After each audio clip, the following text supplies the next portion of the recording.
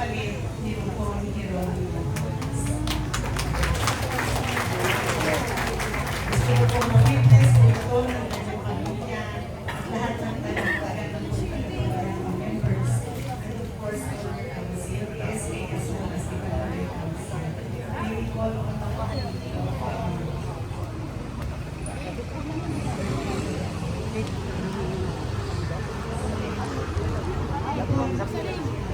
Pamilya to eh. kaya nasa harap po natin ang paano kapagpulang sa atin. Pinalik po natin sa ating pinapalimutan. Lahat ng members ng council dito po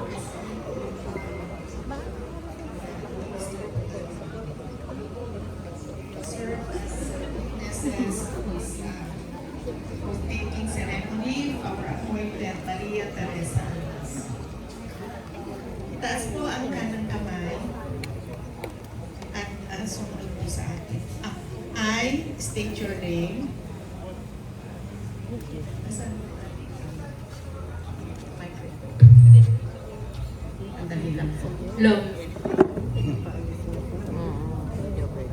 I state your name. Maria Teresa Alnas Mapa, Being duly appointed, qualified and appointed,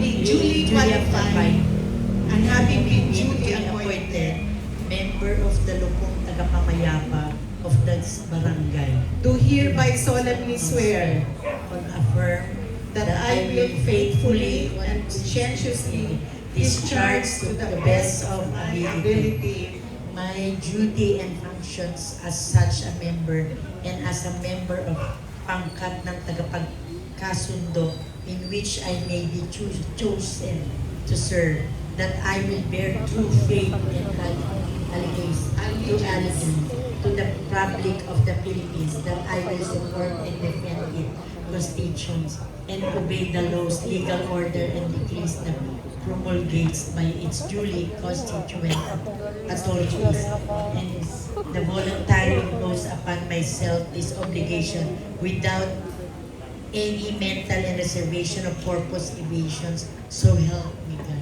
Congratulations po, Lupon Maria Teresa Alas. Kayo ang pumalit sa masagana, marugdog na paglilingkod ng iyong ama sa ating barangay. Salamat sa pamilya, sa pagkahiram po namin ang panahon ni Kaya Moy Alnas na nagsilbi po siya dito sa barangay natin. At ngayon ay pagpapatuloy ng kanyang anak na si Maria Teresa Alnas Mapa. So maraming salamat po and congratulations.